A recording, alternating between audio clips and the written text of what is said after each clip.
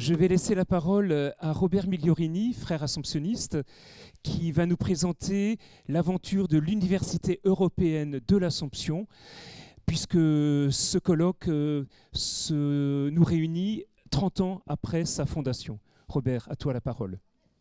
Oui, 30 ans, oui. L'Université européenne de l'Assomption est devenue européenne au bout d'un certain temps. Au départ, c'était l'université d'été de l'Assomption. C'était très à la mode, les rentrées d'université d'été. Et nous sommes devenus européens. Bon, c'est un pari dans le monde actuel d'être européen, mais voilà. Et donc, la période de référence, ça va être 1993-2025, mais pour faire court, ça sera 1995-2025.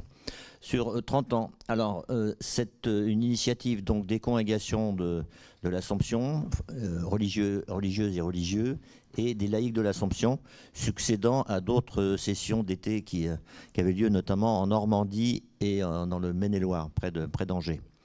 L'idée, c'était de travailler sur le dialogue et l'avenir de l'humain. C'est ce qu'à peu près tous les thèmes qu'on a traités en une trentaine d'années.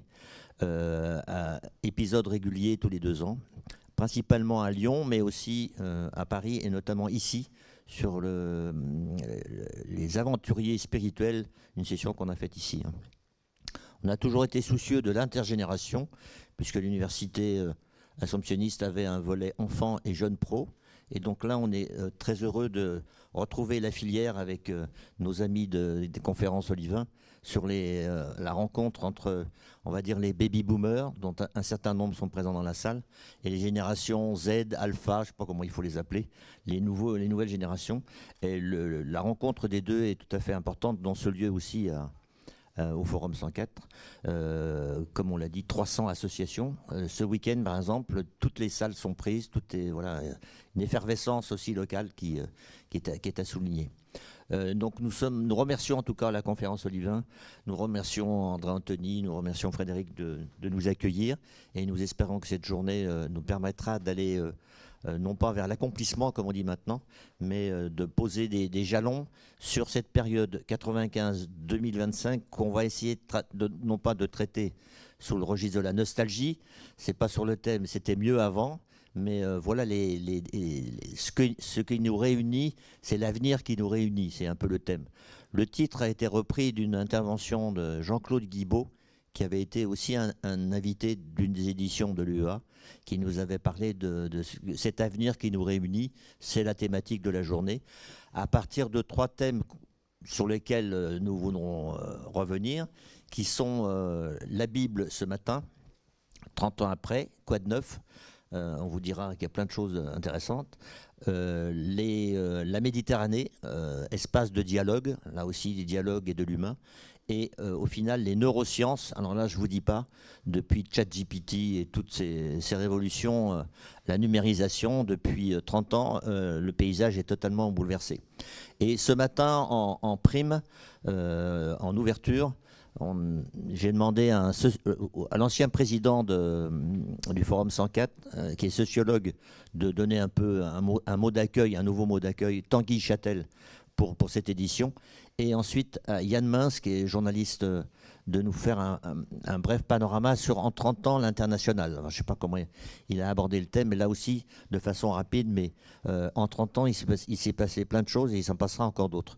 Donc merci à tous d'être présents, à toutes et à tous, et je vous souhaite un bon travail. Tanguy Châtel, votre métier c'est sociologue, et donc si je vous dis c'était mieux avant, comment vous réagissez ?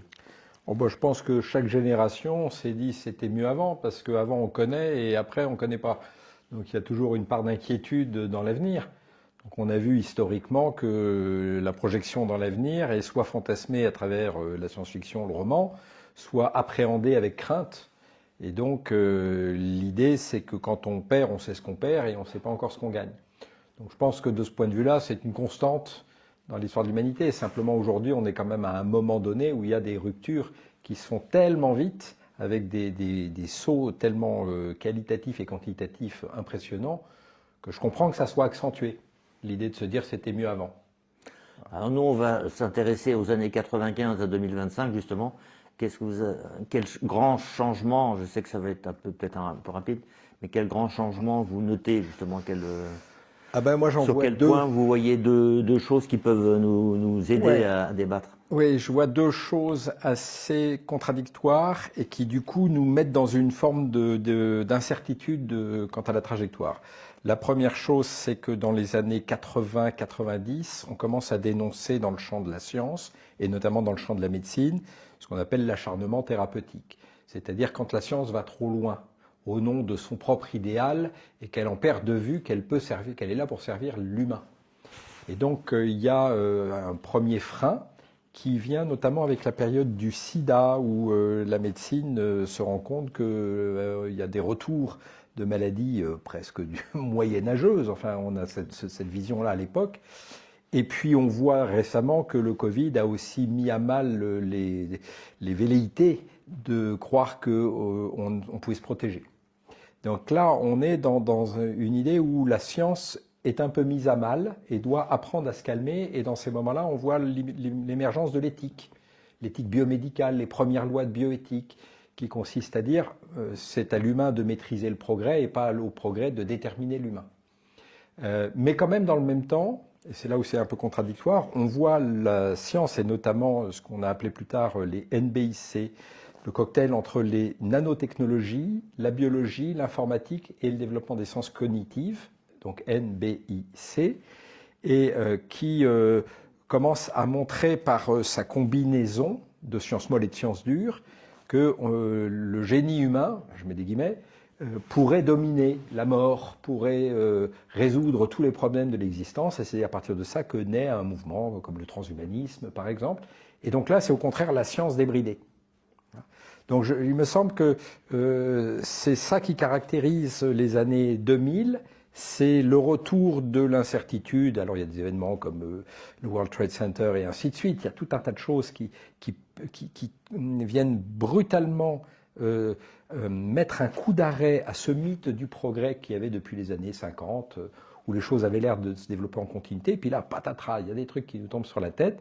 Et notamment, qu'est-ce qu'on fait de l'humain au milieu de ça? Est-ce qu'on va l'aider? Est-ce qu'on essaye de le sublimer, de le transcender, de l'auto-transcender, comme disent certains sociologues? Aujourd'hui, on est encore dans cette patte-doigt-là, si j'ose dire. Ça, c'est les deux grands changements que vous soulignez. Je note, alors si je veux faire référence à deux auteurs, il y a deux auteurs qui illustrent ça, un sociologue français qui s'appelle Alain Ehrenberg et qui parle du culte de la performance. Et il fait un lien entre le culte de la performance dans lequel on vit tous aujourd'hui et la fatigue d'être soi, qui est un de ses livres. Donc l'épuisement, la lassitude, le découragement et ainsi de suite, voire même les addictions, les problèmes de santé mentale et ainsi de suite. Donc il lie très très précisément les problèmes de santé mentale aux problèmes de culte de la performance. Et puis l'autre chercheur, c'est Hartmut Rosa, qui nous parle de l'accélération et qui nous dit, à force de vouloir aller plus vite, on fragilise aussi l'être humain au point qu'il ne sait plus très bien qui il est. Et lui apporte une autre forme de réponse, c'est de dire c'est par la résonance qu'on arrivera à retrouver notre rapport au monde.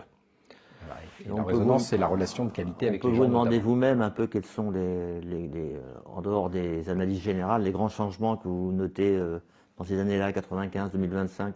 En fait, les sociologues ont pris l'habitude de parler d'un truc qui est un peu bateau, mais qu'on appelle la permacrise, qui dit qu'en fait, on a l'impression d'être en crise permanente. Alors non, l'humanité a toujours été en crise, parce que c'est comme ça qu'elle se développe, qu'elle invente, qu'elle se repositionne. Mais là, on le sent bien, les crises se succèdent tellement vite qu'on n'a même plus le temps de respirer. On n'a même plus le temps de faire l'analyse, donc de tirer la leçon du truc. Et donc c'est ça que les sociologues appellent la permacrise, c'est-à-dire ça nous met dans un état d'essoufflement.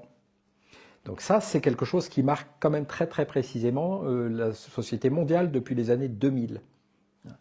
Et là, on est à bout de souffle, semble-t-il. Alors on peut encore essayer d'aller encore un peu plus vite, mais... Nous, on dit qu'on va cultiver le goût de l'avenir. Alors comment on conjugue ça avec ce que vous dites sur la permacrise et l'accélération? Si le goût de l'avenir, c'est la technologie, parce qu'on attend de la technologie qu'elle réponde à tous nos défis de demain, alors on peut s'attendre à ce qu'elle prenne la place de l'humain, y compris par l'intelligence artificielle, par le robot. Deux enquêtes récentes au Japon et en Corée du Sud établissent que désormais les patients trouvent que le robot est plus empathique que le soignant. Donc ça interroge, parce qu'il est disponible, parce qu'il part à l'heure, parce que voilà. Et donc c'est un soignant qui est mis au service de l'individu qui ne veut pas de contrariété. Des études sérieuses, bien sûr. Ah oui, c'est des études scientifiques avec véritablement, on a été posé, qualitative, hein, mais on a été posé la question aux gens. Donc on comprend que là, il y a un défi, c'est quoi la place de l'être humain dans ce système-là? Bon. Donc ça, c'est une première chose qui peut nous inquiéter. Est-ce qu'on va laisser la technologie se développer? J'entends des gens dire oui, mais le sujet, c'est est-ce que l'intelligence artificielle va triompher en Chine ou aux États-Unis, parce que là où ça triomphera, ça constituera une norme mondiale. Et donc tout le reste du monde sera soumis, comme en matière informatique, on a eu des standards et ainsi de suite. Et donc il faut être dans cette course parce que si on n'est pas, on est mort. Bon, oui, mais sauf que le fait d'être dans cette course, ça nous épuise, ça use, ça fragilise les sociétés. Donc comment être dans cette course sans pour autant renoncer à la raison d'être de nos sociétés qui sont toutes d'essayer d'offrir la vie la plus désirable à l'ensemble des gens. Voilà. Une vie désirable, c'est pas une vie où mon meilleur ami, c'est mon ordinateur. Voilà. Donc nous, on va essayer de dialoguer entre les générations, on va dire, pour faire gros, les baby-boomers et puis les A, Z et autres. Voilà. Comment est-ce que le lien des générations est percuté par tout ça? Alors, il y a eu des affirmations pour dire qu'on risquait une guerre des générations. Savoir que les jeunes reprocheraient aux boomers d'avoir profité d'un système et que c'est eux qui en paieraient l'addition. En fait, quand on fait des enquêtes sociologiques, c'est pas ce que disent les jeunes. Ils ne nous font pas le procès, ils nous disent on comprend très bien qu'à votre époque, vous avez profité, puisque difficile de juger les années 50 à l'aune de ce qu'on sait aujourd'hui. Donc il n'y a pas tant de lutte générationnelle que ça. Au contraire, il y a, il semble-t-il, une certaine appétence pour le lien intergénérationnel, à condition de ne pas le limiter aux vieux qui rencontrent les jeunes ou aux jeunes qui rencontrent les vieux, mais de le tricoter dans une continuité. D'ailleurs, avec le Cercle Vulnérabilité et Société et Bayard, on avait fait une enquête pour démontrer ça et on avait même fait une mini-convention intergénérationnelle qui avait eu un vrai succès et puis on est en train d'essayer de déployer ça dans les territoires, avec l'Association des maires de France notamment. Donc l'idée, c'est de faire prendre conscience aux gens qu'il y a une espèce d'utopie délétère qui serait que chacun devrait conduire sa vie en étant autonome. Ça n'existe pas. En vrai, dans la vraie vie, personne n'est autonome. On dépend tous de quelqu'un à un moment ou à un autre, pour une chose ou pour une autre. Et donc, au contraire, faire de la pédagogie, et là l'éducation nationale aurait son rôle, faire de la pédagogie pour dire une société saine, c'est une société de gens interdépendants. Et donc reconnaissons là où nous sommes dépendants plutôt qu'autonomes, et reconnaissons là au contraire on a une richesse qu'on peut apporter à d'autres gens qui seraient dépendants, et en fait les sociétés ne se construisent que comme ça. Si on ne fait pas ça, on va fracturer la société. Il y avait par exemple Jean-François Sirinelli, l'historien, qui s'inquiétait pour le vivre ensemble dans la République. Oui. Moi, je ne suis pas trop inquiet. C'est normal que dans les moments de crise, il y ait des contractions et qu'on a l'impression que chacun revient sur son précaré. Je m'appuie sur des travaux d'un biologiste que j'aime bien, qui est Olivier Amand, et qui lui-même s'appuie sur les travaux d'un physicien américain qui s'appelle Callaway, et qui dit, mais en fait, vous prenez des arbres et mettez-les dans un climat tempéré, un bosquet d'arbres, un peu de chêne, un peu de bouleau, un peu de hêtre, machin, vous les mettez dans un climat tempéré, la règle va être la compétition. Quel est l'arbre qui va pousser le plus vite pour faire de l'ombre aux autres? Vous prenez les mêmes essences, vous les mettez à 2000 mètres d'altitude dans un environnement beaucoup plus contraint en termes de ressources, beaucoup plus exposé, et très très rapidement, les essences coopèrent parce que la fragilité de l'un provoque l'effondrement du bosquet. Et donc les humains fonctionnent sans doute de la même manière, c'est-à-dire qu'on a pris encore l'habitude d'être dans des environnements tellement abondants que pour l'instant on est encore dans la compétition, mais dès qu'on expérimente la pénurie pendant quelques semaines, regardez le Covid, les gens très vite ont basculé pour s'entraider. On pourra peut-être penser que ça n'a pas duré assez longtemps pour enraciner les comportements, mais on n'a pas attendu très longtemps, une fois que les gens ont piqué leur paquet de pâtes ou leur PQ à leurs voisins, on n'a pas attendu très longtemps pour voir qu'il y avait de l'entraide. Et donc je trouve que c'est cette loi du vivant que les biologistes nous révèlent, qui est intéressante. En période de pénurie, les essences coopèrent parce que c'est leur intérêt à chacune, plutôt que de rentrer dans une forme de compétition. Et le sursaut, il vient d'où alors? Le sursaut, il vient de la conscience que je n'aurai pas tout seul la capacité à faire face à l'ampleur des défis. C'est une vue de l'esprit de croire que même si j'accumulais du capital suffisant et que je pourrais me payer tous les services, je pourrais me passer des autres. D'abord parce que biologiquement, même cognitivement, même émotionnellement, j'ai besoin des autres. Mais en plus parce que c'est pas simplement le vivre ensemble, c'est que en période de crise, on est plus intelligent collectivement que tout seul. Et donc, les sujets que je travaille, moi, qui sont les sujets de vulnérabilité, au sein du cercle vulnérabilité et société, c'est comment la vulnérabilité est en fait l'expérience qui produit de l'innovation, qui produit de l'inventivité, qui produit du lien, et pas simplement de la redistribution. Il faut sortir de ce logiciel où on pense que les gens vulnérables ont besoin qu'on les aide, alors que ça les enferme dans le rôle de personnes vulnérables, du coup. Non, il faut changer le truc, c'est ce à quoi on s'emploie, pour dire finalement la vulnérabilité, c'est une expérience de vie qui nous enseigne, qui apporte de la richesse, qui nous rend plus créatifs, plus solidaires. Et en fait, si on regarde bien, toutes les inventions technologiques qu'on a aujourd'hui sont là pour pallier à des formes de vulnérabilité. Alors là, je sais pas, on va être un peu, on va élargir un peu dans le sens, qu'est-ce que vous avez envie de dire à des jeunes de 20 ans aujourd'hui qui justement sont dans tout ce contexte-là et qui sont sensibles à la vulnérabilité, mais qui doivent aborder l'avenir. Quels sont, pas les conseils, mais quelques évidences que vous avez envie de dire à des jeunes de 20 ans aujourd'hui? Il m'arrive souvent d'aller dans des lycées et de parler de vulnérabilité à des lycéens, ils me comprennent tout de suite. Parce que le moment de l'adolescence, c'est un moment de grande rupture, transition, et la vulnérabilité, ils l'expérimentent, ils peuvent faire l'objet de harcèlement, l'acné, la puberté, que sais-je, tout ça, c'est le passage à l'âge adulte. Ils ont l'expérience de la vulnérabilité, ils ont l'expérience de comment est-ce qu'on peut transformer ça pour finalement devenir meilleur. Ça, c'est une première chose, c'est de dire, en fait, il n'y a pas des gens vulnérables, tout le monde fait à un moment ou à un autre de sa vie, et même souvent plusieurs fois, l'expérience de la vulnérabilité. C'est la seule expérience du vivant qu'on ait. Voilà, il faut bien comprendre que le mot vulnérable veut dire être vivant, parce que ça veut dire être blessable. Vulnus en latin veut dire la blessure, donc être vulnérable c'est être blessable. Les cailloux ne sont pas blessables, les êtres humains sont blessables. Et donc la vulnérabilité c'est notre socle, c'est notre ADN qui nous permet pour éviter de se mettre en porte-à-faux, de devenir créatif et inventif. La deuxième chose c'est que la vie c'est du réel, c'est pas du virtuel.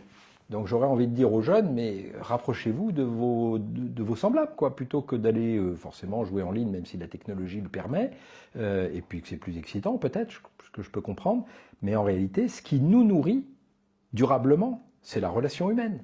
C'est la confrontation des idées, c'est le plaisir, c'est la caresse, enfin c'est rentrer en relation réellement avec quelqu'un.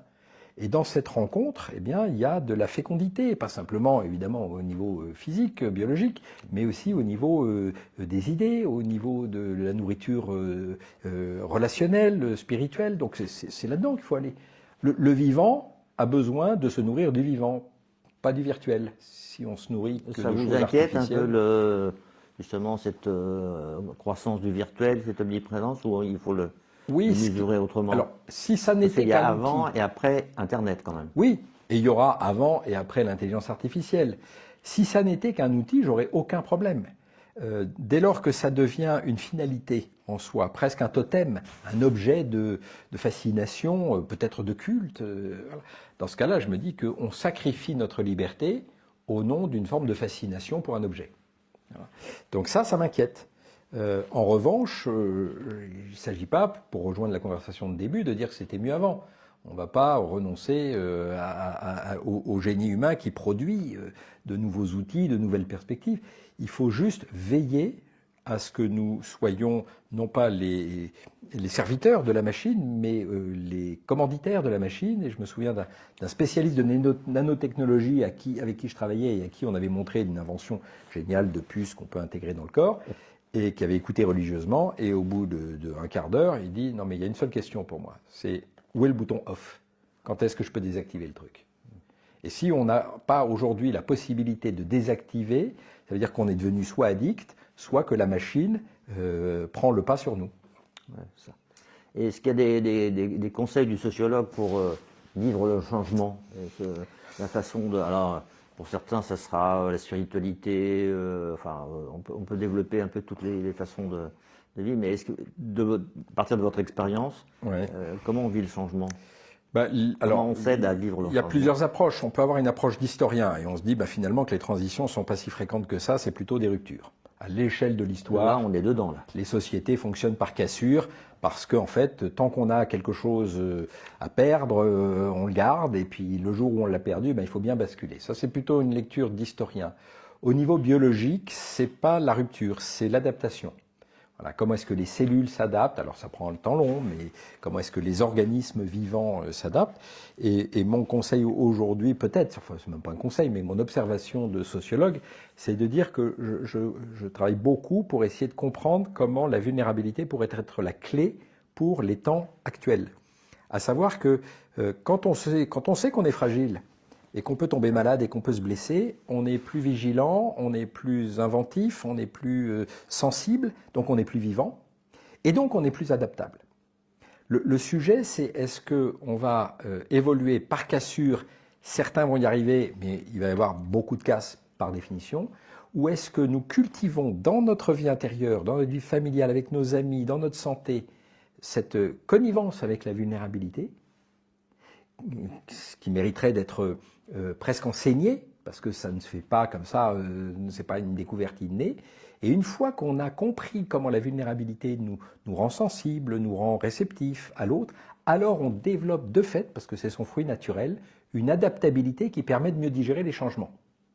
Donc en gros, soit on accepte soit on reste tel qu'on est, et puis ça passe ou ça casse, mais ça va faire mal, et on ne sait même pas si soi-même on va être à l'abri.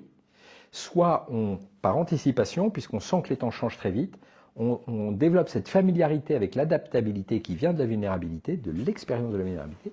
Et dans ce cas-là, il y a des chances que petit à petit, on puisse trouver la place dans un monde. Et si on adapte ça pour les personnes précaires, sinon pour les continents en grande difficulté comme l'Afrique ou certains pays d'Asie, est-ce que c'est recevable? Oui, c'est recevable. Vulnérabilité, ils sont déjà dans la vulnérabilité. Ils sont dans la vulnérabilité, mais ils ont, par rapport à nous, une force d'adaptation, peut-être même une force de survie qui est considérable. Il n'y a pas très longtemps, je faisais une formation pour des aides à domicile. J'avais une jeune femme qui était en France depuis 1 an et demi, qui venait d'Érythrée. Elle avait traversé tout le Sahel à pied, puis la Méditerranée, puis l'Italie. Elle a vu mourir des tas de gens autour d'elle. Elle avait 19 ans, elle a une expérience de vie qu'on ne souhaite à personne, tellement elle est violente. Hein. Et en 1 an, elle a appris le français, elle a trouvé un métier, elle est aujourd'hui aide à domicile. Et donc cette femme montre, parce que c'est des termes un peu en vogue, une puissance, une résilience. C'est-à-dire une capacité à s'adapter à un nouvel environnement de vie, parce qu'entre vivre en Érythrée, en Italie ou en France, c'est évidemment pas le même contexte culturel. Et donc ces gens-là ont quelque chose à nous apprendre. C'est pas juste des gens qui ont de la chance d'être arrivés là où ils sont, c'est des gens qui ont pétri dans leur expérience de vie quelque chose qui est une ressource pour les temps troublés que nous connaissons actuellement. Et donc on devrait leur donner la parole. On devrait leur dire, mais c'est quoi vos talents désormais, hein? Et on ne le fait pas assez, parce qu'on continue à avoir une forme de lecture un peu condescendante. Donc, sans aller jusqu'à ces situations extrêmes, évidemment, chacun d'entre nous, quand il a un chagrin, quand il a un échec, quand il est en difficulté, peut se faire aider. Boris Cyrulnik parle de tuteur de résilience. Donc, il ne faut pas rester seul dans ces épreuves, mais trouver les bons socles, les bonnes personnes qui vous aident à transformer ces expériences jusqu'à les transformer en compétences. Ça va jusque-là. C'est des études qu'on a fait sur les aidants familiaux, sur les personnes atteintes de handicap. On a été montrer les compétences qui sont générées par ces expériences de vie. Est-ce que les ressources aussi des grandes institutions religieuses ou spirituelles font partie du paysage et de la ressource, justement? Oui. À votre avis, enfin, oui, selon votre expérience. Mais de toute façon, tout ce qui va aider à comprendre l'expérience vivante, à donner du sens. L'époque est riche parce qu'elle peut à la fois s'appuyer sur des ressources qui sont séculaires, des grandes traditions religieuses et qui ont fait leurs preuves depuis des générations et des générations, qui ont construit une lecture et des explications solides depuis des générations, et en même temps, l'époque, puisque j'ai été aussi président du Forum 104 pendant 12 ans, eh bien, c'est la possibilité d'avoir des quêtes spirituelles qui sont spontanées, qui vont emprunter à telle ou telle voie. Et donc, à partir de ça, il faut faire confiance à la capacité des gens, dès lors qu'ils ne sont pas trop fracassés, à pétrir, à être eux-mêmes des creusets d'expériences spirituelles complexes. Hein. Mais clairement, aujourd'hui, je ne crois pas que les solutions à nos maux physiques et psychiques, les deux ensemble, viendront des solutions technologiques. Je pense qu'elles viendront largement de la vie spirituelle dans ce qu'elle permet d'être au contact de ce qui vit en nous, de ce qui est palpitant, de ce qui est nutriment, même d'un point de vue psychique et d'un point de vue spirituel. Il se trouve que j'ai un doctorat de sociologie des religions et de la laïcité, et quand j'ai fait mon doctorat dans les années fin des années 2008-2009, un certain nombre de grands penseurs de l'époque pariaient sur le fait qu'on était dans une fin de la religion. Gauchet disait lui-même la religion, le christianisme, le catholicisme, religion de la sortie de la religion. Et donc tous les sociologues des religions disaient demain sera au contraire plus rationnel qu'aujourd'hui. Mais en fait c'est complètement faux. On assiste depuis quelques années à une inversion. Les gens ont besoin de religieux. Ils ont besoin à la fois de la vitalité de la dimension spirituelle et du cadre que propose la religion. Donc je suis tout à fait convaincu que la religion a de beaux jours si les gens qui s'y reconnaissent font l'effort d'aller creuser et pas simplement de suivre comme des moutons. Voilà. Faut parier sur ça vient aussi de l'expérience, vous disiez 12 ans au Forum 104. Comment est-ce que le Forum 104 s'inscrit dans notre sujet, par exemple? Le Forum 104, il a toujours essayé d'être un peu, de flairer les tendances. Et donc, c'est presque un lieu sociologique en ça. Et depuis quelques années, on voit que les quêtes spirituelles sont à la fois des quêtes qu'on trouve dans le champ culturel, dans le champ de l'écologie, bien évidemment, mais aussi dans le champ de l'économie. Être un manager, être un chef d'entreprise aujourd'hui qui s'engage, c'est chercher le sens de ça. C'est pas juste aller tirer du profit, c'est la responsabilité vis-à-vis des collaborateurs. On voit que les sujets spirituels gagnent le champ du soin, de l'art, de nouveau, après sans doute des périodes un peu de transition. Donc en fait, la dimension spirituelle ne va pas simplement aujourd'hui se déployer, ou les quêtes spirituelles ne vont pas simplement se déployer à travers le champ de la religion ou des spiritualités qui leur sont un peu apparentées, mais va emprunter des tas de champs. Et il n'y a pas très longtemps, je discutais avec des syndicalistes dont je n'ai pas eu de mal à faire dire que pour eux c'était un engagement spirituel. C'est ça, c'est cette variété de l'horizon qui me semble extrêmement riche, parce que du coup, au lieu de se regrouper par gens qui pensent de la même manière, on peut aussi s'enrichir en allant voir les gens qui pensent de manière différente, et c'est aussi ça le vivre ensemble. C'est aussi ça. Vous aviez prévu de faire une forme d'éditorial sur le sujet? Non. Non? Non, mais... Vous voulez vous lancer? Dire deux mots de plus ou trois, ou ça suffit pour vous là? Non, j'essaie de voir s'il y a quelque chose qui me viendrait... Vous voyez, le public, ces boomers là, et puis ces jeunes étudiants sur les années 95-2025, ouais. Voilà, comment est-ce qu'on a le goût de l'avenir ensemble, c'est ça. Ouais. Et ça se passe, vous, c'est le lancement par rapport au forum aussi. Ouais. Voilà. Y a une chose que j'observe chez les jeunes, et chez mes jeunes, mes enfants, mes propres enfants, c'est qui ont entre 21 et 30 ans. C'est une vraie inquiétude de l'avenir qui peut freiner leur engagement. Et à côté de ça, j'observe des jeunes qui sont extrêmement bien formés, déterminés, et qui me donnent pleinement confiance dans leur capacité de relever les défis. Ce que je voudrais dire à ceux qui s'inquiètent et qui du coup pensent que leur vie passe par une attention à l'instant présent et finalement ne pas se projeter, c'est que c'est super précieux de vivre l'instant présent, hein, parce qu'on sait pas, on n'a aucune idée de ce que va être le monde demain, après-demain, mais en même temps, il faut construire le monde comme si ce qu'on construisait avait une chance de durer, plutôt que de s'interdire de le construire en disant il y a toutes les chances que ça ne dure pas. Parce que même si ça ne durait pas, ce qu'on a construit est constructeur et bâtisseur pour soi-même. Donc j'encourage vraiment tout le monde à se dire je vais construire aujourd'hui ce que je suis capable de construire, et demain ne m'appartient pas, mais si j'ai bien construit aujourd'hui, il y a une chance que demain soit un peu moins bancal. Voilà ce qui pourrait me donner envie de saisir sur ce point, de saisir les jeunes. C'est clair.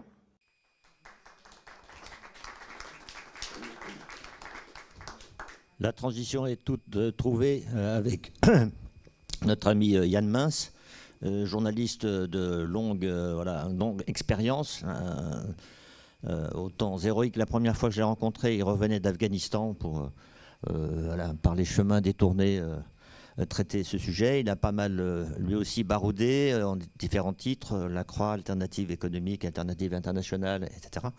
Et on lui a demandé une lourde tâche. C'est en transition avec ce que vient de dire Tanguy Châtel. Quand on observe la planète, l'international, est-ce que c'est la résilience? Est-ce que c'est de tous les échos à ce qui vient d'être dit qu'il constate, là aussi, sur la période 95-2025. Merci en tout cas, Yann, d'avoir fait ce travail pour nous. Avec plaisir, Robert. Alors, mes remarques vont être forcément subjectives et un peu disparates, mais j'ai essayé de les organiser en quelques points. Ce qui me frappe, la première chose qui me frappe si je regarde la période 95-2025, c'est qu'aujourd'hui, je dirais que la mécanique démocratique est enrayée. Quand le mur de Berlin est tombé, quand l'Union soviétique s'est dissoute, on a eu l'impression, de ce côté-ci du monde, en tout cas en Occident, pour faire court, les États-Unis et continent américain, le Nord, l'Amérique et l'Europe, on a eu l'impression globalement que le grand système alternatif politique et économique s'était effondré et que donc maintenant on allait avoir une généralisation de ce que nous on connaissait, c'est-à-dire l'économie de marché et la démocratie. Et surtout que globalement la démocratie suivrait l'économie de marché. Je me souviens de beaucoup de débats dans les années 90 sur le fait de savoir quand est-ce que la Chine allait enfin se démocratiser, puisqu'elle était en train d'adopter l'économie de marché à vive allure. Force est de reconnaître que ce lien n'est pas mécanique et que la démocratie ne suit pas forcément l'économie de marché. Et on ne pense pas forcément seulement à la Chine sur ce point, mais ça me semble le cas le plus évident, même si on a aujourd'hui dans un certain nombre de pays, et notamment en Chine, une classe moyenne très nombreuse, classe moyenne qui était censée être le vecteur de la réclamation d'une participation politique, etc. Ça ne marche pas, en tout cas ça ne marche pas en Chine, et même dans un certain nombre d'endroits. Autre point qu'on a constaté dans ces années, c'est qu'il est impossible d'imposer la démocratie à un pays, même par la force. Les États-Unis s'en sont rendus compte en Afghanistan. Après le traumatisme du 11 septembre, ils sont intervenus en Afghanistan et l'idée, c'était quand même de faire de l'Afghanistan un pays à peu près démocratique. Ça a duré une vingtaine d'années et les États-Unis ont été obligés de se retirer. Un peu la même logique, pas tout à fait, mais avec l'intervention en Irak en 2003. L'idée des néoconservateurs, qui étaient les penseurs qui étaient autour de George W. Bush, donc George Bush Jr., c'était que si l'Irak était démocratisé, le reste du Moyen-Orient, comme une espèce de domino, suivrait la démocratisation. Ça n'a pas fonctionné vraiment, et ça n'a pas fonctionné même en dépit de tous les moyens de l'hyperpuissance. Donc même un pays aussi puissant que les États-Unis, et a fortiori un pays moins puissant comme l'est la France dans des pays d'Afrique par exemple, ne peut pas imposer la démocratisation. C'est une création locale sui generis et on ne peut pas l'imposer. Et ça me semble très symptomatique de cette période. De même, la démocratisation n'est pas irréversible. En Afrique, vous vous souvenez du mouvement des conférences nationales au début des années 90, qui a commencé par le Bénin, mais on a contenu tout un tas de conférences nationales au Cameroun, au Congo, Brazzaville, etc. Tout ça n'a pas donné une démocratisation irréversible. Je ne dis pas que ça n'a pas donné démocratisation dans certains cas, on l'a vu. Le Bénin a encore résisté à un coup d'État le week-end dernier, donc ce sont des choses qui parfois sont durables, mais en tout cas, ça n'est pas irréversible. Et j'en veux pour témoin ce qui s'est passé aux grandes dames de la France et d'autres, mais de la France notamment, au Sahel ces dernières années, où on a eu coup d'État Mali, coup d'État Burkina, coup d'État Niger. Je rajoute la Guinée qui va avoir des élections ces jours-ci. Tout ça pour dire que la démocratisation dont on pensait au début des années 90, après la chute de l'Union soviétique, serait une voie naturelle, mécanique, n'est pas en réalité aussi mécanique que ce qu'on le croit. Idem sur les printemps arabes. Souvenez-vous des illusions au moment des printemps arabes en 2011. Alors, les printemps arabes se sont cassés évidemment sur la réaction de régimes de pouvoirs autoritaires, en Égypte avec le coup d'État de Sisi, en Syrie, même si aujourd'hui on est dans une meilleure situation, mais ça devient une guerre civile très longue à cause de la résistance du dictateur Assad. Mais même dans le pays qui a lancé les printemps arabes, qui était la Tunisie, on a aujourd'hui un pouvoir qui n'est pas un pouvoir dictatorial, mais on n'est pas très loin, qui est un pouvoir très autoritaire. Et à mon sens, une des raisons pour lesquelles les printemps arabes se sont cassés les dents, et je reviendrai un peu plus tard, c'est la question économique et sociale. autant il y a eu dans un certain nombre, dans un pays comme la Tunisie, des transformations institutionnelles. Je veux dire qu'il y a eu des élections à peu près compétitives. D'ailleurs, le parti principal, parti islamiste qui était interdit sous Ben Ali et qui a été autorisé ensuite, est arrivé au pouvoir, pas forcément majoritairement, mais est arrivé au pouvoir par les urnes. Reste que les pouvoirs, et ce n'est pas une spécificité des printemps arabes, c'est vrai aussi en Afrique notamment, et je le dirai plus tard aussi dans les pays d'Europe centrale et orientale, ils se sont en bonne partie cassés les dents sur leur absence de capacité à transformer l'économie et la société, l'économique et le social dans ces pays. Les partis qui ont pris le pouvoir en Tunisie, et notamment le parti islamiste et l'Ennahda, mais c'est le cas d'autres partis islamistes, n'ont absolument aucun programme économique social. Ils ont un programme moral, ils ont éventuellement un programme de démocratisation des institutions, mais ils n'ont pas de programme économique social. Or, une bonne partie de la conviction des opinions pour la démocratie, c'est que la vie quotidienne change. Les printemps arabes étaient une revendication de participation politique, mais aussi, je dirais peut-être encore plus, de justice sociale. Ils ont eu les élections, mais ils n'ont pas eu le pain, l'égalité, l'éducation, des services publics de qualité, etc. Et c'est en bonne partie là-dessus que s'est cassé le mouvement de démocratisation qui a pourtant été initié dans un certain nombre de pays. Dernier point sur la question de la démocratie, je dirais qu'aujourd'hui même, dans nos démocraties relativement enracinées, on peut voir que la démocratie est menacée. Pensez à la Hongrie, mais pensez aujourd'hui à ce qui se passe dans les États-Unis de Trump, où globalement, le Trump 2 est en train d'essayer de démolir petit à petit tous les contre-pouvoirs. Alors, dans certains cas, c'est au moyen de l'argent, notamment sur la conquête des médias par des gens proches de Trump. Dans d'autres cas, c'est simplement par de l'abus de pouvoir. Et aujourd'hui, quel est le pouvoir qui peut résister ou qui essaye de résister ou qui pourra éventuellement résister aux abus de Trump en matière démocratique, en matière d'état de droit? Ce sont les tribunaux. Le Congrès est aligné sur Trump, donc pour l'instant en tout cas, jusqu'aux élections de mi-mandat de l'automne. Mais aujourd'hui, beaucoup de gens, observateurs de la vie américaine, américains ou pas, regardent ce que font les tribunaux et ce que fera notamment la Cour suprême quand un certain nombre d'affaires qui sont aujourd'hui en cours aux États-Unis et qui mettent en cause des décisions de Trump contre l'administration, contre des États, contre des gouverneurs, contre tout un tas de contre-pouvoirs qui s'opposent à sa volonté, de savoir en faveur de qui la Cour suprême tranchera. Est-ce que ce sera en faveur de Trump ou en faveur des gens qu'il a écartés ou essayé d'écarter? Donc ça veut dire que ce mouvement démocratique, dont je rappelle qu'au début des années 90, on pensait que ça allait être un long fleuve tranquille, il est beaucoup plus compliqué et beaucoup plus fragile que ce qu'on aurait pu espérer à ce moment-là, donc il y a 30 ans. Je reviens sur le point du fait que, à mon sens, à l'évidence, la démocratie électorale, c'est-à-dire le simple fait d'organiser des élections, fussent-elles régulières, ne suffit pas. La mondialisation, qui était une autre des promesses qui nous a été faite au début des années 90 ou au début des années 2000, la mondialisation, c'est-à-dire la prospérité par l'ouverture des frontières, par le commerce généralisé, etc., n'a pas bénéficié clairement à tout le monde et a fait beaucoup de laissés pour compte, beaucoup de gens qui n'ont pas pu s'adapter à la nouvelle donne économique. Et une partie, je reviens à Trump, de l'électorat de Trump, ce sont des gens de régions autrefois industrielles qui ont été victimes notamment de délocalisation, du fait que, effectivement, certaines productions se faisaient plutôt en Chine qu'elles se faisaient aux États-Unis, et du fait, et ce n'est pas une exclusivité américaine, on l'a vu en France aussi avec la sidérurgie, que toute une partie de la population ouvrière a été abandonnée, n'a pas pu s'adapter, on n'a pas su l'aider à s'adapter, et aujourd'hui, c'est en grande partie cette population-là abandonnée qui nourrit les mouvements populistes.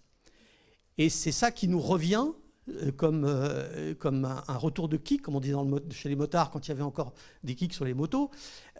C'est extrêmement dangereux parce qu'aujourd'hui, on voit se profiler une autre rupture qui pourrait faire la même chose, qui est la rupture avec l'intelligence artificielle. Et on peut craindre que s'il n'y a pas un accompagnement suffisant des victimes de ces ruptures, victimes bien malgré elles, on ait d'autres mouvements populistes qui, à l'avenir, soient nourris et évidemment soit utilisé par des démagogues. Alors dans le cas de Trump, c'est particulièrement caricatural que ce soit un millionnaire issu d'une famille riche new-yorkaise qui soit le héros R-A-U-T, des classes populaires autrefois industrielles. C'est ironique, mais c'est un fait. On a des gens aujourd'hui, des hommes politiques, qui sont assez habiles pour utiliser cette insatisfaction. Ces poussées populistes interviennent aujourd'hui dans des sociétés occidentales que moi je trouve de plus en plus clivées. J'aimerais participer de l'enthousiasme ou de l'optimisme de Tanguy Châtel. Je ne suis pas toujours sûr et je suis très impressionné par les clivages et j'y reviendrai peut-être si j'ai le temps sur la difficulté aujourd'hui à avoir des dialogues dans nos sociétés parce que dans un certain cas, on est discrédité avant même de pouvoir parler par le simple fait de son origine. Le fait d'être diplômé urbain fait que dans un certain nombre de cas, on a du mal à s'adresser à des gens qui ne le sont pas parce qu'ils ne veulent plus vous écouter. Et ça, je trouve ça, c'est peut-être une des choses les plus inquiétantes, me semble-t-il, dans nos sociétés d'aujourd'hui. Dans d'autres régions du monde, la séduction populiste se fonde, en plus des dimensions socio-économiques, sur la déception, comme je disais, vis-à-vis de la démocratie récemment installée.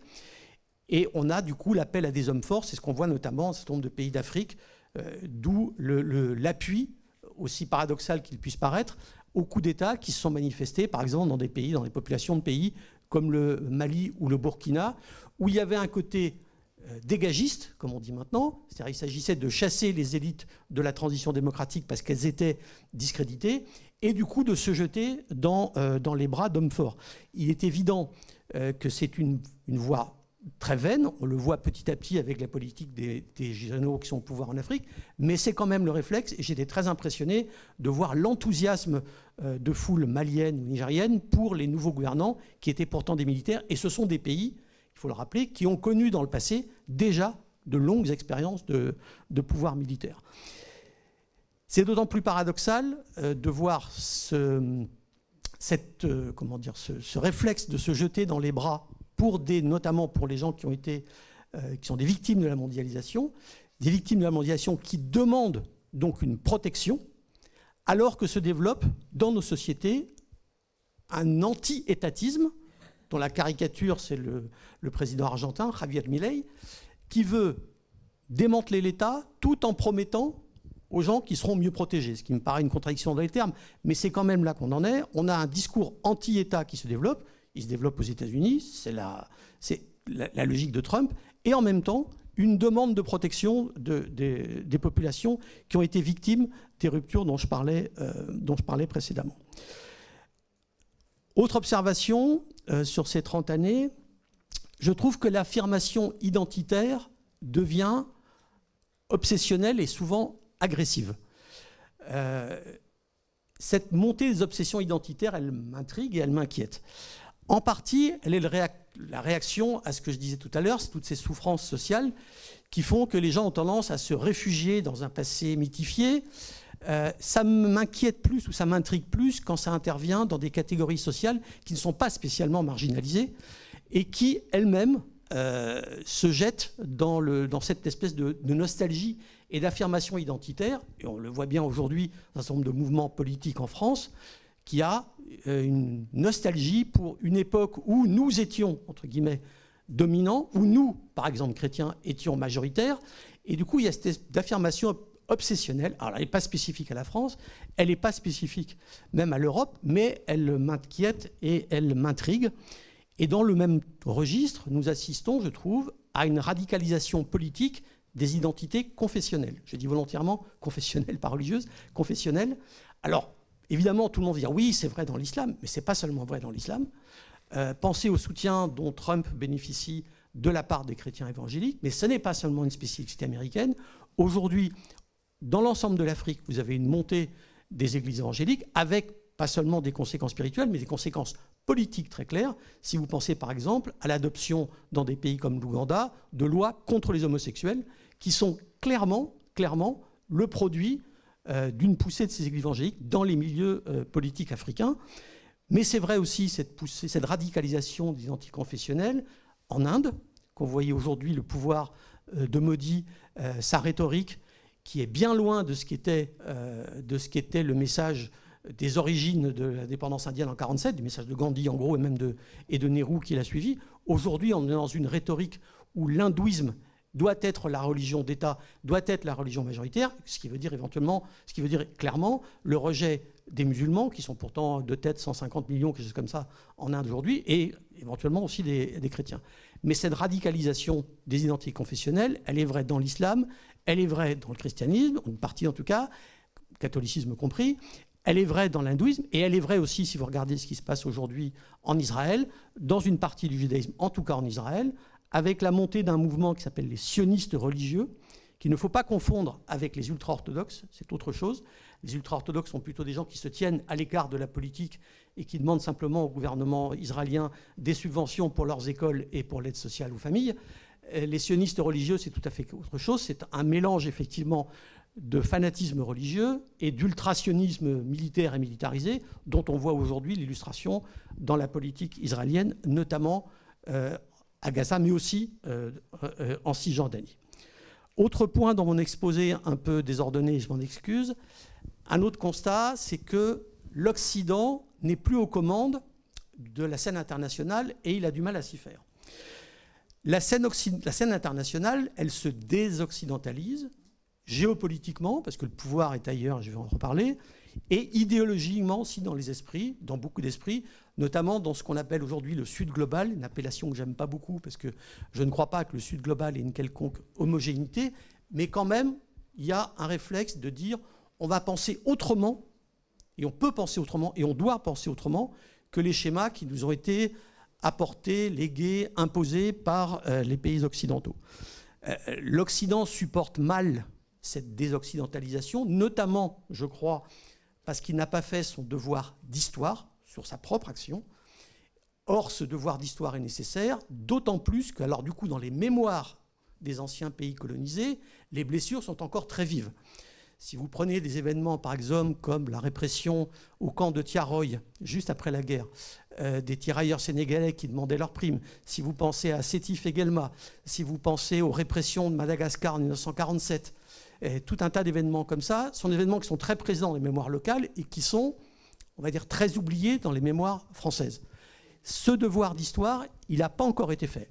On le fait mieux qu'on ne l'a fait, mais on le fait encore assez mal. Or, les mémoires sont encore très, très vives dans beaucoup de pays du Sud colonisés.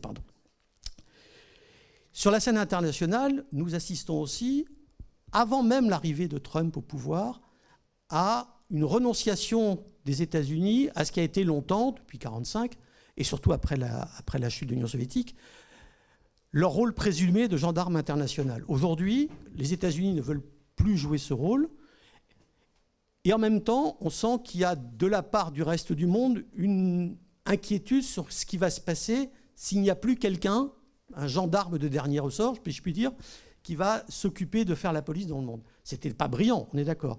Mais il y a quand même une vacuité qui inquiète un certain nombre de gens. Et je crois qu'on assiste sur la scène internationale moins à la confrontation entre l'Occident, privé de son gendarme, et un Sud global, qu'à une régionalisation des principales puissances. La Russie veut contrôler ce qu'elle appelle son étranger proche. La Chine veut contrôler ce qui se passe autour d'elle, Taïwan, mer de Chine du Sud, etc. Et les États-Unis, j'ai été surpris, mais ils l'ont dit clairement la semaine dernière dans l'affirmation de la stratégie de sécurité, ils veulent maintenant se replier, ou en tout cas privilégier ce qu'ils appellent l'hémisphère occidental, c'est-à-dire le continent américain. C'est-à-dire qu'on a aujourd'hui des États-Unis qui reviennent presque à ce qu'on appelait avant la doctrine de Monroe, ce qui était qu'ils privilégiaient leur arrière-cour, l'Amérique latine, en gros. Avec non pas une renonciation à leur rôle international, mais une renonciation à leurs interventions internationales en dehors de leurs étrangers proches. Et la Chine, par exemple, s'intéresse à ce qui se passe en Asie, mais a très peu de bases. À ma connaissance, la seule base internationale qu'elle a en dehors de l'Asie, c'est à Djibouti, alors que les États-Unis ont encore des bases un peu partout dans le monde et que la Russie en a très peu en dehors de son étranger proche. Donc on a une régionalisation de la puissance. Dans cette histoire-là, l'Europe est un peu sur le retrait parce que l'Europe a, pendant les 30 ou 40 dernières années, surtout les 20 dernières années, essayé d'être une puissance pacifique, une puissance par la norme, une puissance par la régulation, et pas une puissance par l'exercice de la force. Alors c'était assez pratique. Pourquoi est-ce que l'Union européenne pouvait faire ça? Parce qu'elle avait sous-traité l'usage de la force, sans le dire vraiment, à l'OTAN, c'est-à-dire en fait aux États-Unis. Donc aujourd'hui, elle se retrouve avec des États-Unis sur le retrait, qui ne sont, en tout cas c'est pas très clair ce qu'ils veulent faire pour protéger l'Europe en cas de besoin, mais aujourd'hui l'Europe se retrouve à toute vitesse depuis l'invasion de l'Ukraine, avec cette inquiétude de se dire nous devons nous protéger nous-mêmes alors que nous n'étions pas habitués. Quand je dis nous, c'était surtout les pays de l'Union européenne qui ne sont pas la France. Pourquoi je mets la France à part? Parce que la France a la dissuasion nucléaire et qu'elle avait l'impression, je dis l'impression, d'avoir avec la dissuasion nucléaire un moyen de se protéger. L'Allemagne, le Danemark, les Pays-Bas avaient en gros sous-traité leur défense aux États-Unis, ce qui voulait dire aussi d'ailleurs, et ils ont été obligés de se rattraper, que leurs dépenses de défense étaient relativement faibles souvent, notamment en Allemagne, par rapport à leur PIB, contrairement à des pays même comme la France. Aujourd'hui, l'Allemagne est obligée de faire un rattrapage très important, mais on sent bien que tout ça est très, très fragile et très inquiet. On sent que, de ce point de vue-là, les Européens ne savent pas ce qu'ils veulent faire, ne savent pas jusqu'où ils veulent aller, et aimeraient bien quand même que les États-Unis ne s'éloignent pas trop. Par ailleurs, s'installe sur la scène internationale tout un tas de puissances moyennes qui jouent leur jeu dans leur coin. Regardez par exemple ce que fait un pays qui n'est pas très grand, mais qui a une politique très, pas agressive, mais en tout cas affirmative, qui sont les Émirats arabes unis, qui ont dans toute la région de leur environnement, et jusque toute la côte de l'Afrique orientale, une politique claire d'implantation. C'est clair aussi que la Turquie a une politique régionale. Donc il y a tout un tas de puissances moyennes, on ne peut pas comparer à la Russie, à la Chine, aux États-Unis, mais quand même, qui essayent d'avoir une politique à eux. Donc on n'a plus une scène internationale qui, depuis les années 90 et la dissolution de l'Union soviétique, était globalement dominée par une hyperpuissance. L'hyperpuissance n'en a plus envie. Elle a pris des claques en Afghanistan, elle a pris des claques en Irak, ça lui a coûté très cher, elle n'a plus envie de ça, et elle se replie sur son arrière-cour. Chacun en fait un peu autant, et du coup, évidemment, dans cette histoire, le multilatéralisme, ou ce qu'il en restait, est la grande victime. Dernier point, et après je m'arrêterai de vous abreuver de mots. Sur les 30 dernières années, il y a un mouvement évidemment qui est très frappant, c'est la montée en puissance de la question environnementale. C'est quelque chose dont on parlait très peu au moment de la conférence de Rio en 92, donc il y a un peu plus de 30 ans, et qui à mon sens n'est rentré vraiment dans les esprits que dans les années, je dirais, 2010. Je pense que de ce point de vue-là, en France, et par exemple dans un milieu très, très spécifique qui est la haute fonction publique, il a fallu que la conférence de Paris soit organisée à Paris pour qu'une partie de la fonction publique française, de la haute fonction publique française, s'intéresse vraiment à la question environnementale. Je dis qu'on s'intéresse à la question environnementale, qu'elle inquiète. Je ne dis pas du tout que les politiques publiques soient à la hauteur du défi. D'une part, parce qu'il y a des climato-sceptiques, il en reste, et il en reste même pas mal quand même. Et d'autre part, il y a une autre catégorie qui, moi, m'inquiète un peu, qui sont les techno-BA ou les techno-optimistes, qui sont des gens qui pensent qu'on va résoudre la question environnementale, notamment la question climatique, par la technique. La captation du carbone, la fusion nucléaire, tout ça nous permettra de ne rien vraiment changer dans nos modes de vie de fondamental, parce que la technique permettra. Personnellement, je n'y crois pas, et je pense que c'est un pari très dangereux que de penser que la technique va nous permettre de résoudre toutes ces questions compliquées. Mais ces deux discours, le discours climato-sceptique, anti-scientifique, et le discours, alors du coup, hyper-scientifique, techno-BA et techno-optimiste, ils mordent forcément sur l'opinion publique, parce qu'une bonne partie de l'opinion publique, tout en étant angoissée par la question environnementale, n'a pas forcément envie de changer de comportement au quotidien et de transformer nos modes sociaux, et notamment nos modes de consommation. Et je suis le premier à battre ma coulpe sur ce point. Et je ne sais pas, je serais intéressé de savoir ce qu'en pensent les plus jeunes parmi nous, si dans les jeunes générations où j'ai le sentiment que l'inquiétude est plus vive, et c'est bien normal puisque c'est eux qui vivront dans le monde qui sera transformé par nos comportements d'aujourd'hui, je ne suis pas absolument convaincu que les comportements suivent l'inquiétude et que les transformations de comportement soient à la hauteur de l'inquiétude, mais peut-être que je me trompe. Ultime point sur lequel je n'ai pas de conviction très établi, mais je constate que ça a été un changement ces 30 dernières années et un changement pour le meilleur, mais dont l'impact, j'ai du mal à mesurer, c'est évidemment l'autonomie croissante des femmes. L'autonomie croissante des femmes qui est quelque chose qui est évidemment la conséquence de la montée du niveau de scolarisation des filles dans beaucoup de pays du monde, bien au-delà des pays occidentaux, et de leur accession à tout un tas de postes de responsabilité. En revanche, j'avoue que je suis interrogatif sur quel va être l'impact macro-politique et macro-social de cette transformation du monde. Évidemment, il en sera de mieux, et il en sera de mieux en mieux en ce qui concerne les droits spécifiques des femmes, et on le voit déjà, même si on est très très loin de l'idéal. En revanche, est-ce que cette implication croissante des femmes, cette participation croissante des femmes aux affaires, au sens politique du terme, va changer la nature des politiques publiques? Là, honnêtement, je n'ai pas de conviction sur ce thème, mais j'observe quand même que c'est à l'évidence un mouvement, et un mouvement, j'insiste, qui n'est pas uniquement un mouvement occidental. Je vous remercie.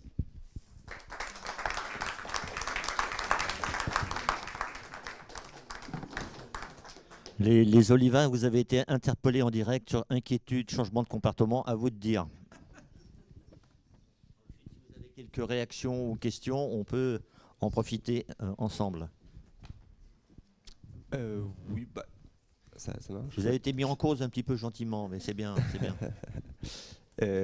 Oui, non, mais je pense que parmi les jeunes aussi, effectivement, il y a cette inquiétude qui est très prégnante. Mais après, en ce qui concerne les changements concrets, je pense que dans la grande majorité,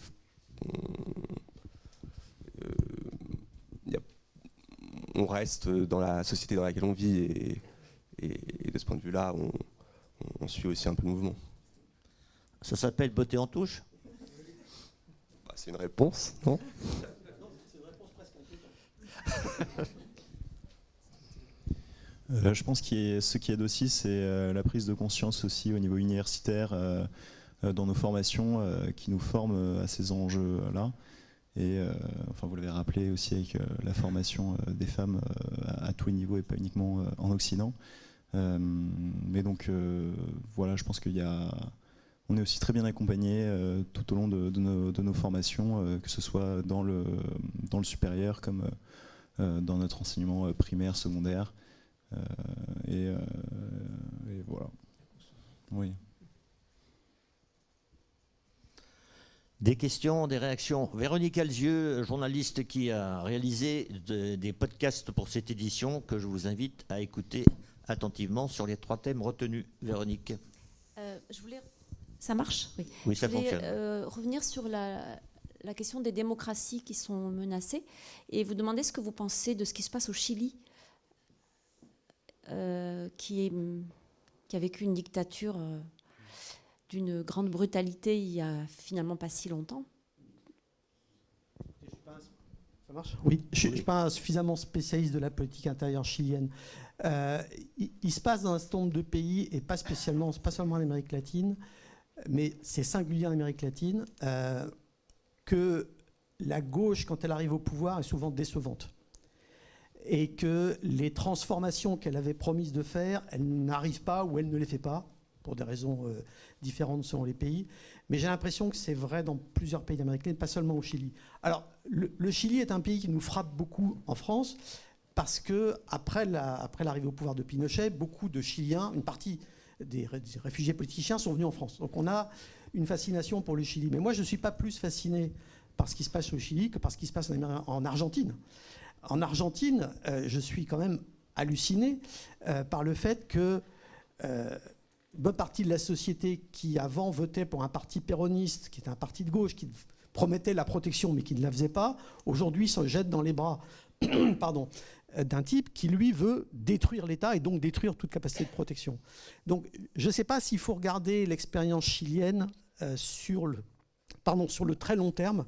J'ai l'impression que le succès parce qu'il y a eu... La droite était au pouvoir après Pinochet, bien avant l'actuel pouvoir. Quand Piñera était au pouvoir, c'était déjà la droite. Donc je pense qu'on est au Chili dans une alternance classique maintenant, de gauche qui promet mais qui déçoit, et du coup on se rejette sur la droite, et la prochaine fois on revient à gauche. Donc c'est une alternance qui me semble c'est pas banal. Elle nous frappe plus, nous, parce que la dictature de Pinochet nous est mieux connue et qu'elle est extrêmement brutale. Mais les Argentins ont eu la même chose. Et la Colombie, par exemple, a eu une guerre civile qui est extrêmement, extrêmement violente. Aujourd'hui, elle a un pouvoir de gauche. Je ne suis pas sûr que la prochaine fois, ce sera encore la gauche.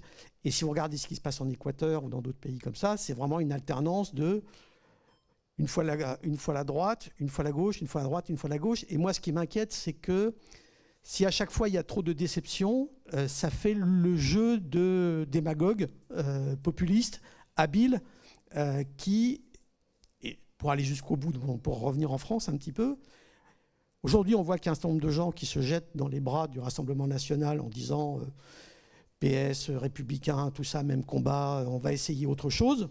Si le RN arrive au pouvoir demain, et si, comme je le prévois, il déçoit aussi ses électeurs, dans les bras de qui vont-ils se jeter la prochaine fois? Et ça, pour moi, c'est une vraie inquiétude. C'est-à-dire, très bien, les gens veulent essayer, enfin, très bien, non, mais OK, ils veulent essayer l'extrême droite, on n'a pas encore essayé. Qu'est-ce qui se passe quand ils vont l'essayer et quand ils vont être déçus? Je ne crois pas que Milei en Argentine ou que le nouveau pouvoir au Chili va réussir à tenir les promesses qu'il a promis pour son élection. Qu'est-ce qui se passe après? On a l'impression qu'il y a une espèce de course en avant et qu'on cherche toujours un recours suprême, hyper habile, et je ne vois pas se profiler quelque chose qui soit un peu équilibré. Et honnêtement, je pense que ce n'est pas seulement vrai en Amérique latine, c'est malheureusement Et pour moi, ce qui se passe en Afrique, c'est la même chose. Hein. C'est que les Africains déçus par la transition démocratique se jettent dans les bras, enfin une partie se jette dans les bras des militaires. Ils vont être inévitablement déçus par les militaires. Est-ce qu'ils reviendront dans les bras des civils? On verra. Mais je ne suis pas sûr que le cas du Chili soit très, très symptomatique de ce point de vue. Je pense qu'il nous frappe plus parce qu'on s'est beaucoup plus focalisé sur la brutalité de la dictature de Pinochet. Le culot d'intituler la journée « Ce goût de l'avenir qui nous réunit », comment tu réagis? Je vais faire une réponse journaliste. L'avenir, ce n'est pas forcément l'espoir. On n'a pas le choix. On n'a pas le choix. Moi, je suis plus sur...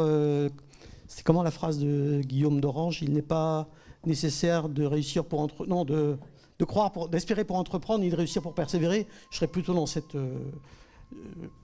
je ne suis pas pessimiste, mais je crois qu'il ne faut pas non plus être optimiste BA. Sinon, moi, j'y arrive pas à être optimiste BA. D'autres questions, réactions? Il y a un micro dans la salle. Oui. J'avais simplement envie d'insister sur le dernier point. Vous avez parlé de l'autonomie croissante des femmes. Moi, je trouve qu'un facteur de bouleversement de ces 40 dernières années, c'est dans les rapports hommes-femmes. Donc plutôt dans les transformations sociales. Donc je ne sais pas de quoi c'est porteur, mais je trouve que cet équilibre dans les rapports hommes-femmes est aujourd'hui absolument gigantesque si on regarde ce qui s'est passé dans les 40 dernières années. Voilà, c'était simplement ce que j'avais envie de dire. C'est clairement une transformation majeure. Maintenant, est-ce qu'elle passera du stade individuel, familial, à quelque chose d'autre? Pour aller jusqu'au bout de ma pensée, quand les lois sur la parité politique en France sont arrivées, enfin ont été promues, l'idée, ça tombe de gens, femmes ou hommes d'ailleurs, c'était que les femmes feraient de la politique autrement et qu'elles amèneraient d'autres thèmes, d'autres préoccupations, plus d'empathie, plus d'intérêt pour les questions sociales, etc. Peut-être. Pour l'instant, je n'en vois pas de traces très patentes. Hein. Mais peut-être. Peut-être c'est juste une question de temps, peut-être c'est une question de masse critique, je ne sais pas. Là-dessus, moi j'ai une interrogation, j'en sais rien. Une jeune femme dans la salle? Ou pas jeune d'ailleurs, pourquoi?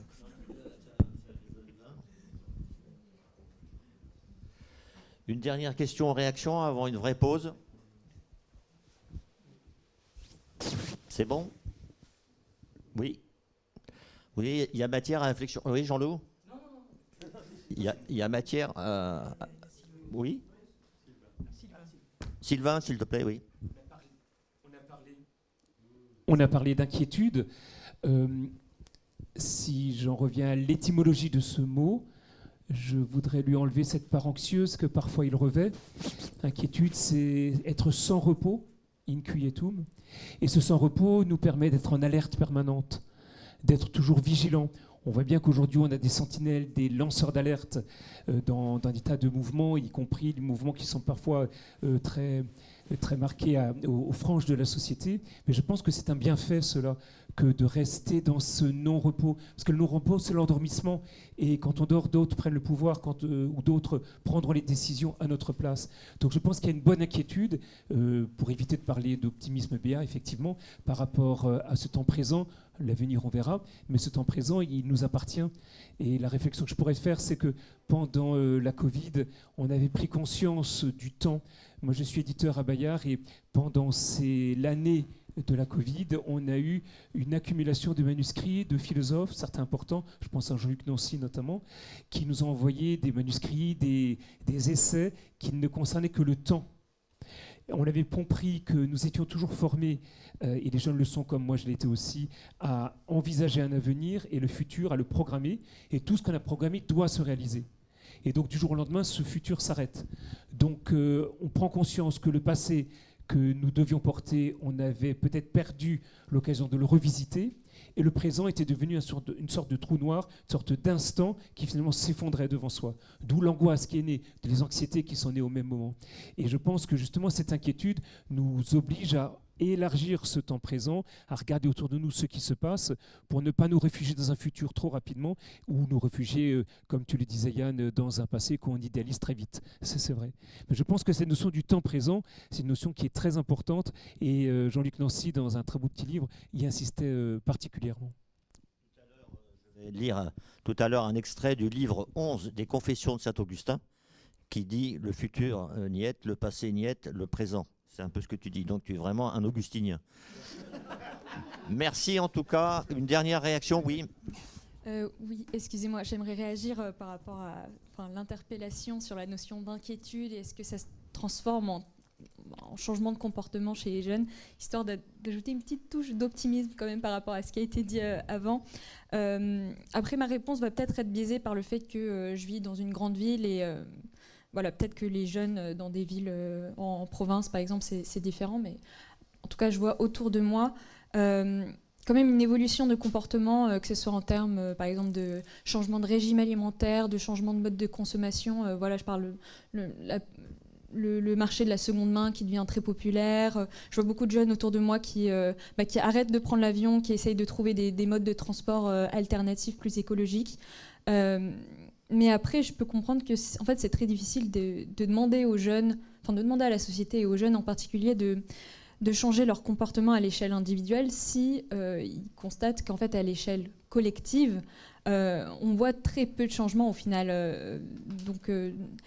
Mais aussi, pas qu'à l'échelle individuelle en termes de personnes, je vois aussi des initiatives, notamment au niveau, à l'échelon local, au niveau des villes, il y a beaucoup d'initiatives écologiques. Donc voilà, il y a quelque chose qui se passe, c'est pas suffisant, mais voilà. Donc il se passe quand même quelque chose. Cette inquiétude s'accompagne aussi d'un changement des comportements dans une certaine mesure. Ouais, on retiendra deux termes peut-être ce matin, inquiétude et vulnérabilité. Moi j'ai trouvé que ça se répondait bien, peut-être, et là le conseiller spirituel pourra nous faire un dégagement cet après-midi entre la vulnérabilité de l'inquiétude et l'inquiétude de la... Voilà, hein, d'accord. Merci en tout cas pour faire une vraie pause de 15 minutes avant d'aborder la première séquence sur la Bible. Merci beaucoup Yann.